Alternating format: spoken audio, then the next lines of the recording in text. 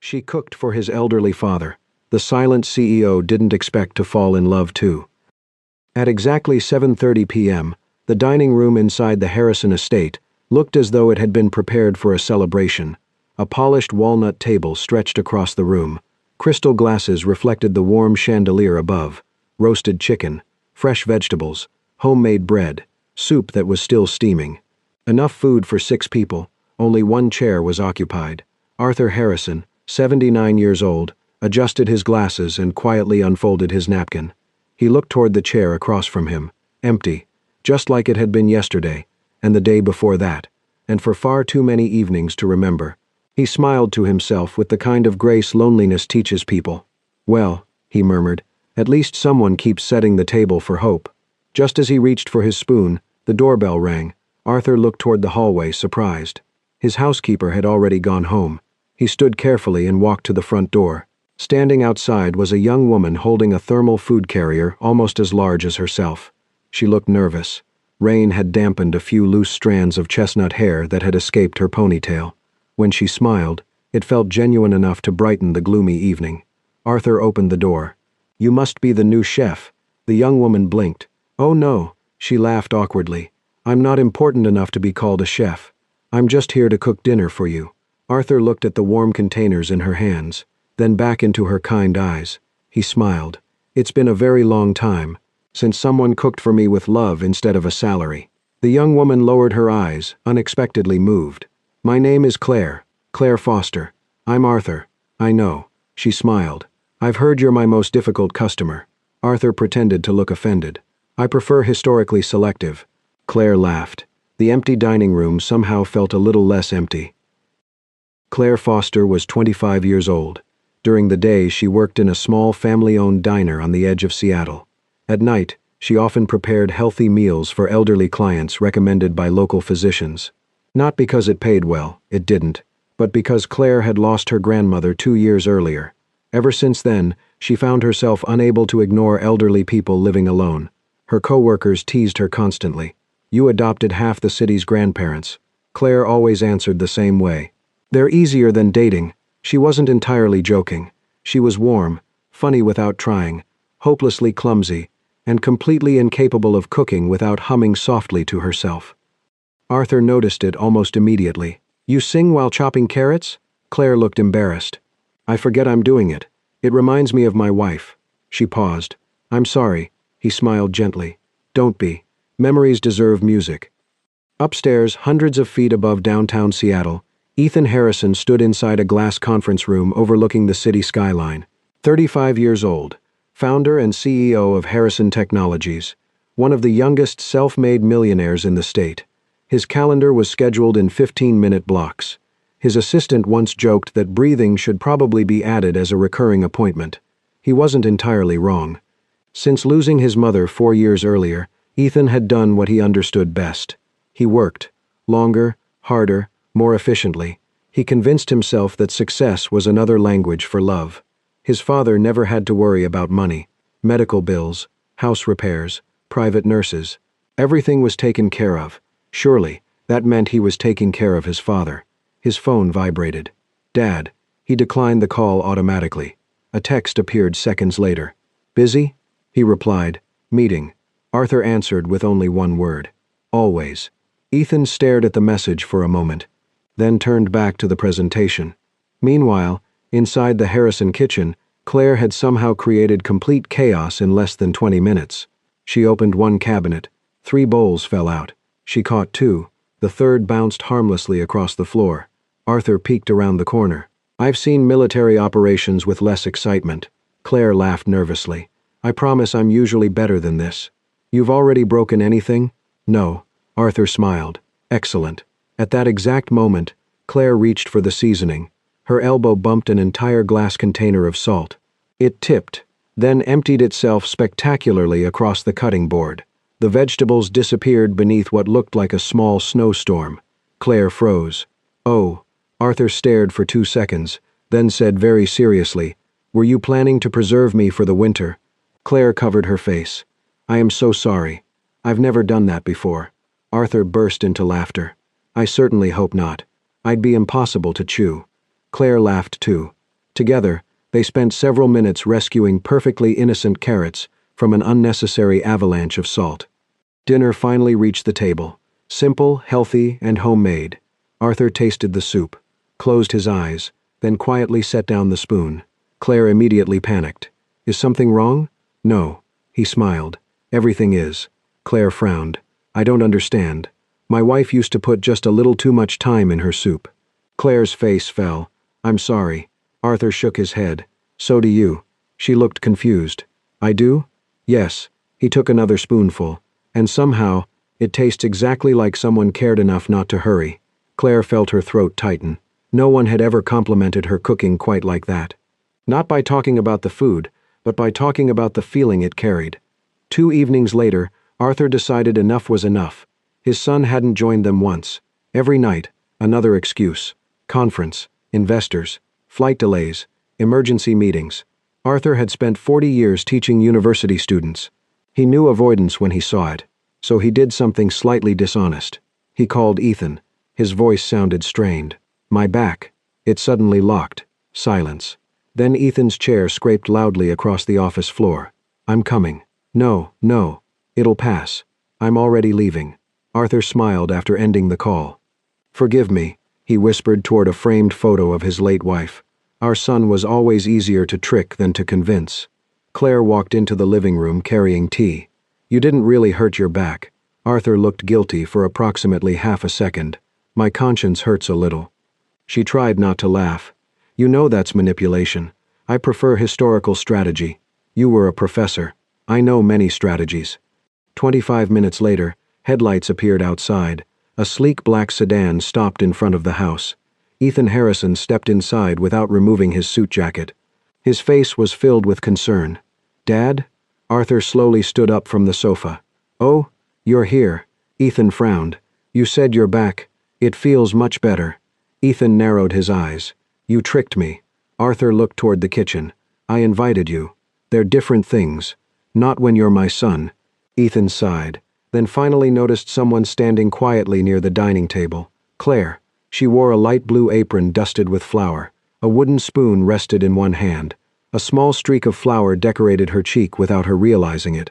She was laughing, not at him, at something Arthur had just whispered. The sound echoed naturally through the house. Warm, effortless, alive. Ethan slowly turned toward his father. Arthur hadn't laughed like that in years. Not since his wife passed away. And suddenly, the successful CEO realized something that no business report had ever shown him. A complete stranger had managed to give his father something that all his money never could, someone to share dinner with. And for reasons he couldn't explain, that realization hurt far more than any accusation ever could. Claire continued cooking at the Harrison estate every evening. At first, Ethan treated her presence the way he treated most disruptions, politely, briefly, and from a distance.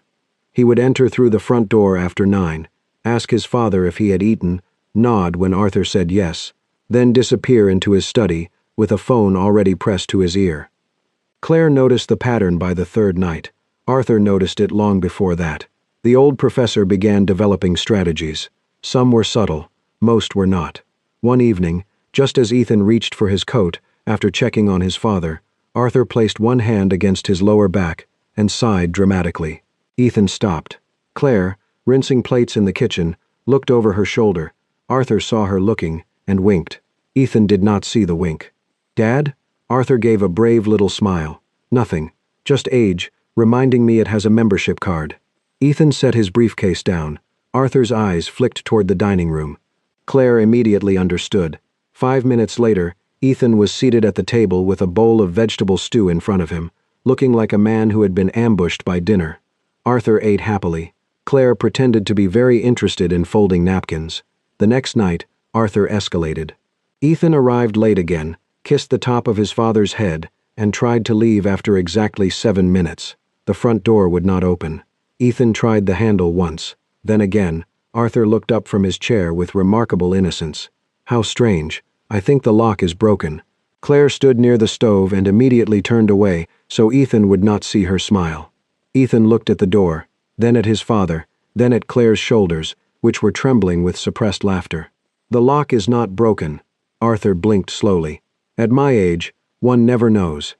Ethan reached above the frame, found the small brass latch Arthur had quietly turned, and unlocked it. Claire coughed into a dish towel. Arthur sighed. History will remember me as misunderstood. Ethan should have been annoyed. Instead, for one brief second, he almost smiled. That was happening more often around Claire. Almost smiles. Quiet glances he looked away from too quickly. She never tried to pull him into conversation. She didn't ask why he worked so much, or why his father seemed loneliest whenever Ethan was standing right in front of him. She simply cooked, hummed under her breath, dropped spoons at least twice a week, and somehow made the house feel less like a museum. Then one night, Claire found something she could not ignore.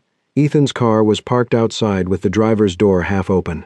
He had rushed in after a call from Arthur, leaving his briefcase and an empty coffee cup on the passenger seat. Only coffee. No lunch wrapper. No water bottle. No evidence that the man had eaten anything substantial all day. The next evening, she packed a turkey sandwich, an apple, and a small container of soup. She carried them outside while Ethan was upstairs with Arthur and placed the bag carefully on the driver's seat. No note, no name, just food. The next morning, the empty container appeared washed and stacked on the kitchen counter. Claire said nothing. Ethan said nothing. So she did it again and again. Sometimes a sandwich, sometimes pasta. Once, a blueberry muffin that had collapsed in the middle but still tasted wonderful. Each time, the containers returned clean. Each time, Ethan looked at her a little longer than before. Neither mentioned it. But something began moving between them in the quiet. A strange, tender language, made of meals left in cars, and dishes returned without words. Arthur, of course, noticed everything. He said nothing, which, for him, was extremely suspicious. The first night Ethan sat down without being tricked, Claire was making apple pie. The crust had one uneven edge, and the filling had bubbled over in the oven, leaving a sticky trail of cinnamon sugar on the tray. But the smell filled the entire downstairs. Warm apples, butter, nutmeg, a little too much cinnamon. Ethan stopped in the hallway. For a moment, he was no longer 35, exhausted, successful, and constantly late. He was 10 years old again, standing in the kitchen while his mother rolled pie dough on the counter. She used to press scraps of crust into little shapes for him, then tell him broken pieces tasted better because they had survived more. Claire turned and found him standing completely still. She wiped her hands on her apron, suddenly self-conscious. "I know it's not perfect." Ethan looked at the pie, then at her. "My mother used to make apple pie." Claire's expression softened. Arthur, seated near the window, lowered his book and said nothing. Claire carefully cut a slice while it was still too hot. The filling spilled slightly onto the plate. She looked mortified. Ethan took the plate anyway. He sat down. Not because Arthur sighed, not because the door was locked. He sat down because the smell had found a memory he had buried under work. The first bite was too warm, too sweet. The crust was uneven. It was not his mother's pie, but somehow that made it easier. It did not pretend to replace anything. It simply made room for what had been lost. Ethan finished the whole slice. Claire pretended not to notice. Arthur pretended not to cry. From that night on, Ethan came home a little earlier. Not perfectly, but enough for the house to notice. Enough for Arthur to stop checking the driveway every 10 minutes.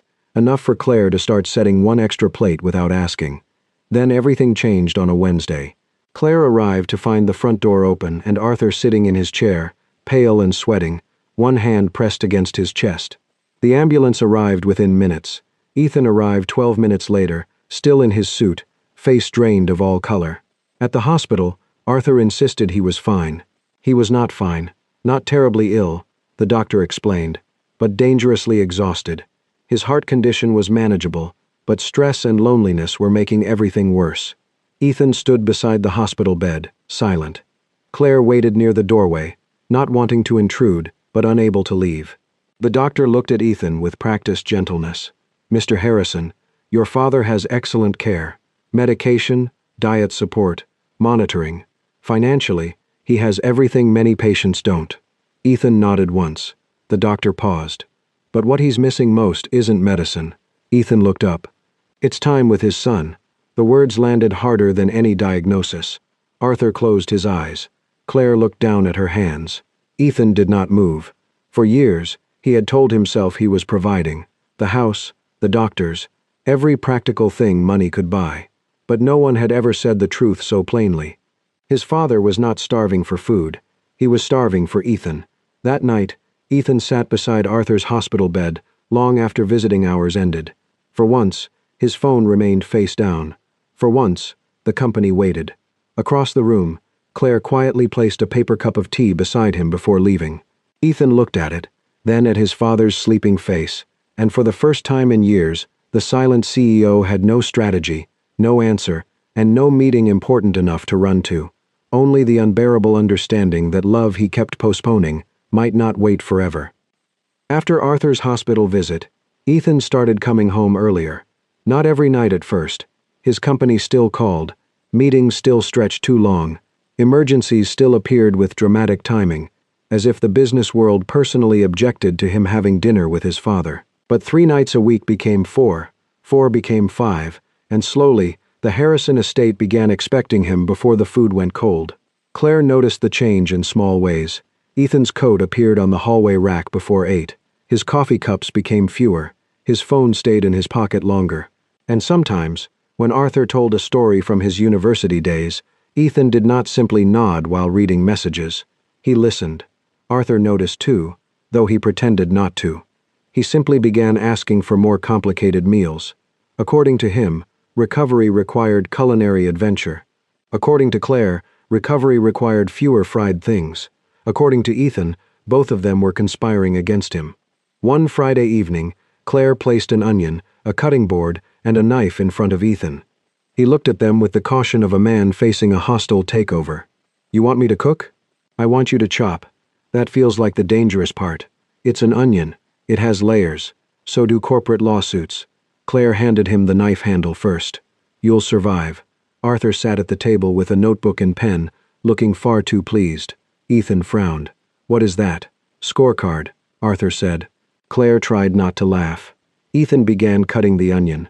His first slices were uneven. His second attempt was better. By the third, his eyes had started watering. Claire leaned closer, studying his face. "Are you remembering your mother?" Ethan blinked hard. "Or your fingers?" Arthur burst out laughing. Ethan looked down at the knife, then at the onion. At this point, both are at risk. Claire took his hand gently and adjusted his grip. The contact was brief, practical, completely innocent. Still, Ethan went still. Claire felt it too. She released his hand quickly and reached for the carrots. Arthur looked between them with the satisfied expression of an old man watching history repeat itself in a kitchen. At dinner, Arthur sampled Ethan's vegetable stew with great seriousness. He chewed, paused, looked at the ceiling as if consulting ancient wisdom. 4 out of 10. Ethan stared at him. 4, a generous 4. Claire tasted her own spoonful and smiled. "I'd say 6. Arthur pointed his spoon at her. "You get 11. "That's not how 10-point scales work," Ethan said. "I'm retired. I make my own scales." Ethan should have been offended. Instead, he laughed. A real laugh. Quiet, surprised, and so unfamiliar in that dining room that Claire looked up immediately. For a second, she saw the man beneath the title. Not the CEO, not the son carrying guilt like a second suit jacket. Just Ethan. Tired, handsome, awkward with onions, and finally present. The thought warmed her in a way she knew she should be careful with. The power went out 2 weeks later during a storm. Arthur declared it romantic weather, which made Ethan choke on his water and Claire nearly drop a candle. They ate dinner by candlelight in the dining room, the rain tapping against the tall windows. The meal was simple: soup, bread, roasted vegetables, and slices of apple pie left over from the day before. With the chandelier dark, the room felt less formal, smaller, almost ordinary. Arthur told stories by candlelight, about Ethan as a boy, about his late wife burning toast and blaming academic distraction, about the year Ethan tried to build a birdhouse and accidentally created what Arthur described as a wooden legal liability. Ethan protested each story. Claire loved every one. After dinner, Arthur grew tired and went upstairs early.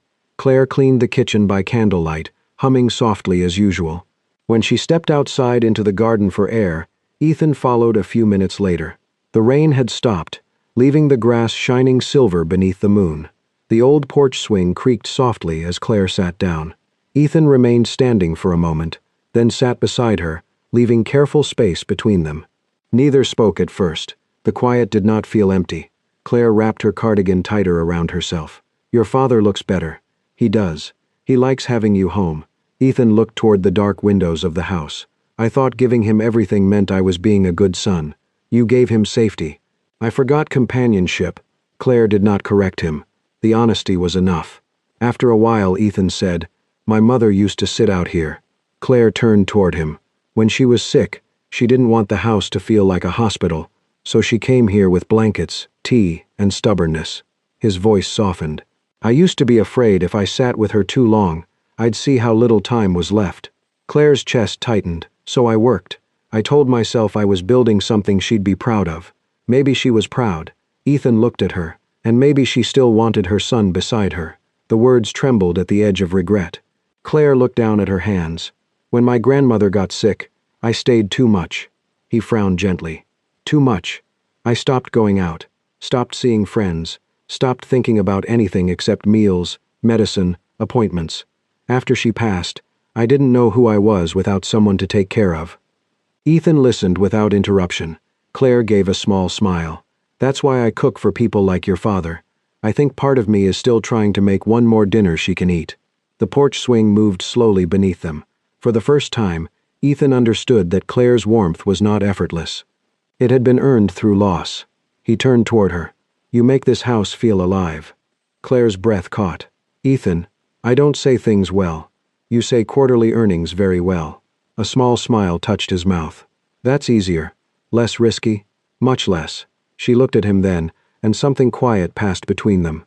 When Claire stood to go back inside, Ethan rose too. She reached the back door before he said her name. "Claire." She turned.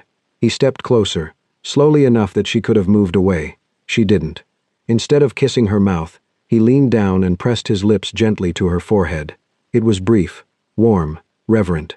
A kiss that asked for nothing and somehow said too much. Then Ethan pulled back, immediately flustered. "I'm sorry." Claire looked at him, her cheeks warm, her eyes bright. Next time, his expression changed. She smiled softly. "Maybe don't apologize."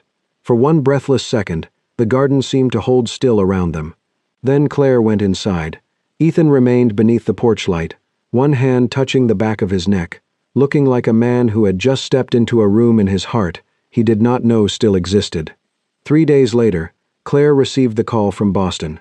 The restaurant was small but respected. The owner had tasted her food through a mutual contact. They wanted her as head chef, triple her current pay, health insurance, her own kitchen, a chance she had never imagined at 25. Claire sat on the edge of her bed that night, staring at the offer letter on her laptop. She should have been thrilled. Part of her was, another part heard Arthur laughing in the dining room, saw Ethan standing in the garden after the first kiss he had been too afraid to claim, felt the warmth of a house that had slowly begun to feel dangerous, not because it was cold, because it was beginning to feel like home. She did not tell Ethan. Not yet. She folded the offer letter, placed it in her bag, and went to work the next evening, with a smile careful enough to fool almost everyone. Almost. Arthur watched her from across the dining table and said nothing, which for Arthur Harrison meant he already knew something was about to change. Arthur knew about Boston before Ethan did. Of course he did. Claire had tried to hide the offer letter, but Arthur Harrison had spent 40 years reading the faces of students who claimed they had finished assignments they had absolutely not finished. A young woman trying to hide a life-changing decision had no chance against him. He did not tell Ethan, not because he wanted to be cruel, because he wanted his son to notice. For once, Arthur wanted Ethan to recognize the sound of someone leaving before the door closed. So when Claire arrived that Friday evening with grocery bags heavier than usual and a smile too careful to be natural, Arthur simply watched.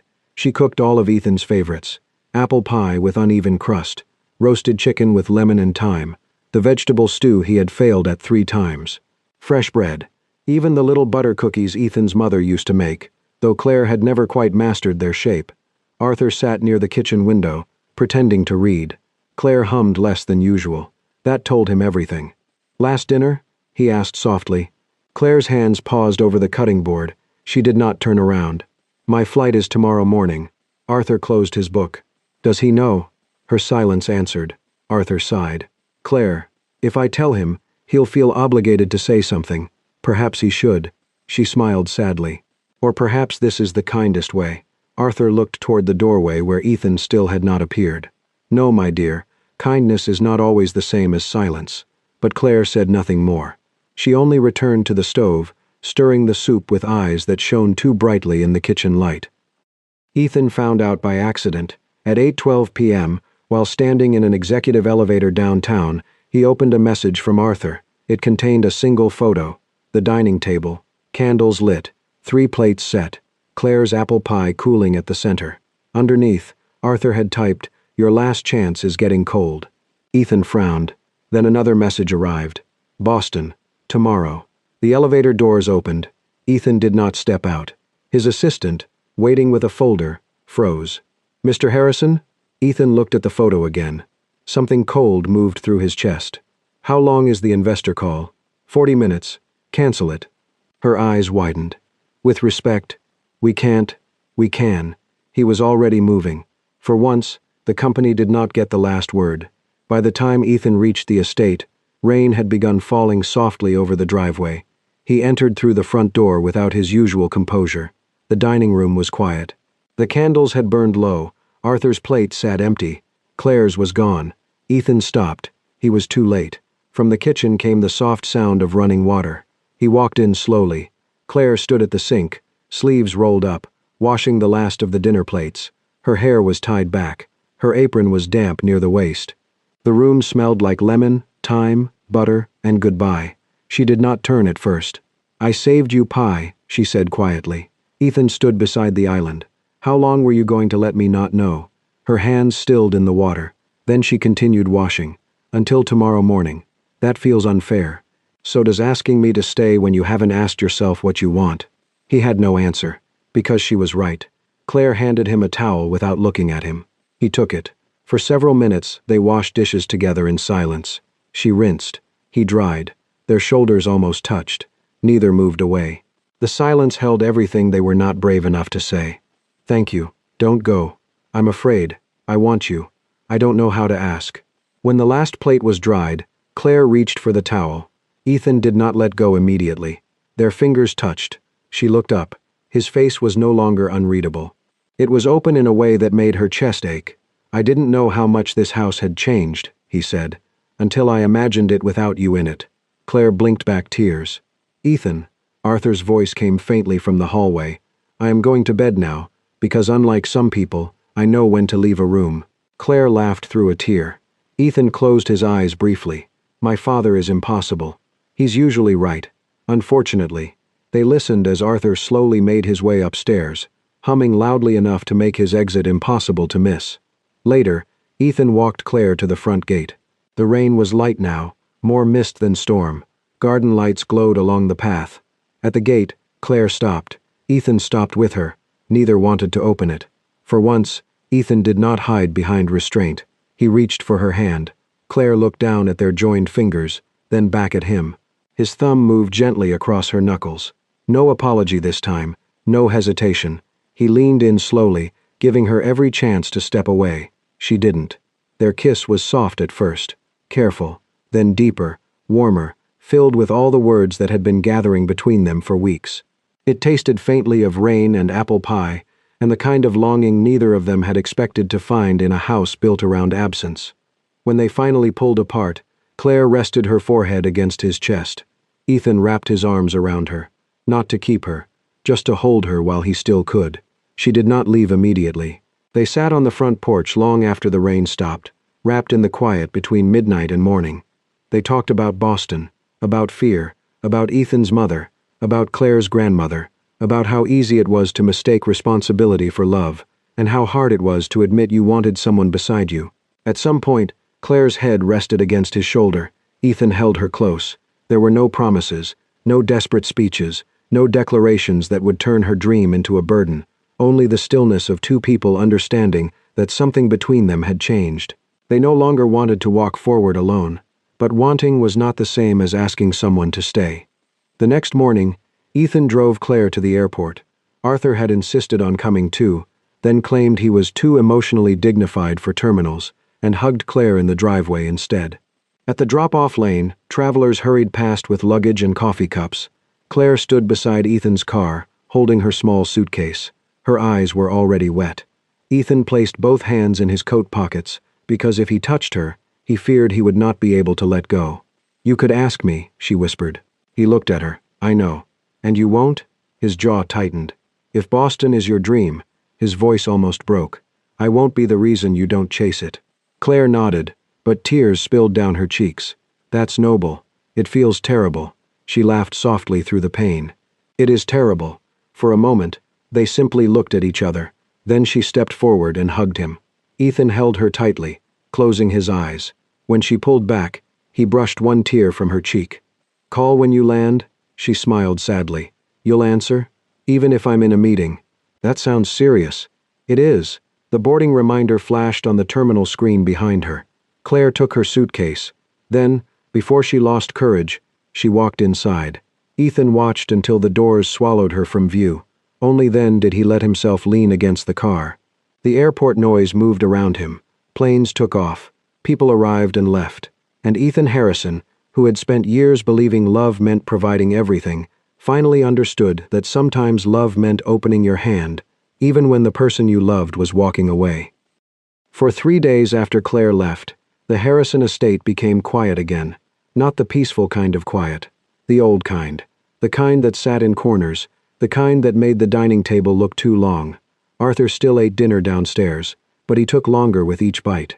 Ethan came home on time, exactly as he had promised himself he would, yet every room reminded him of what had changed and what he had allowed to leave.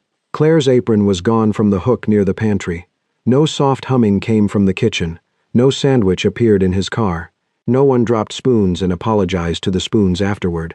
On the 4th night, Ethan stood at the stove trying to reheat soup Claire had frozen for Arthur before leaving.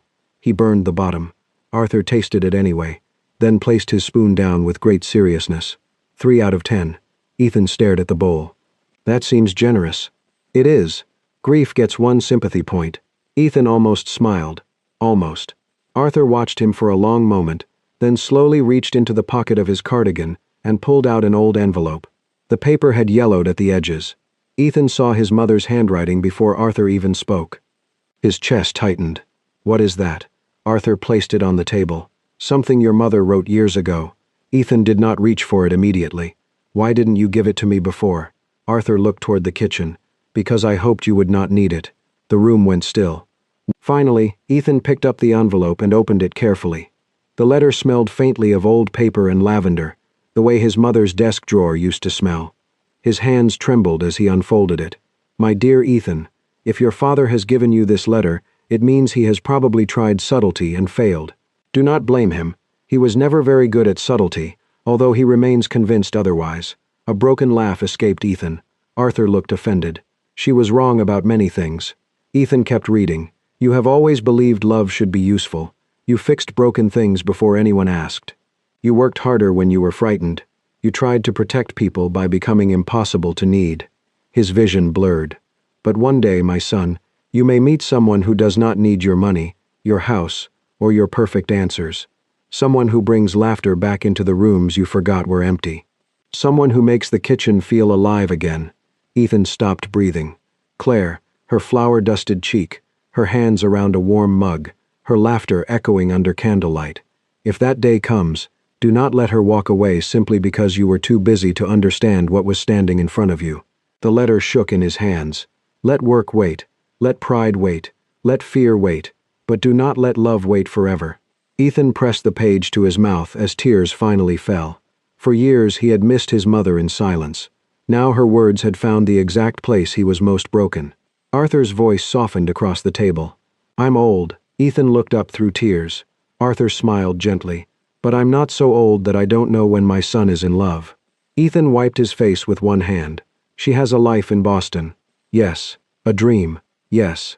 I can't ask her to give that up." Arthur leaned back. "Then don't." Ethan frowned. Arthur pointed toward the kitchen.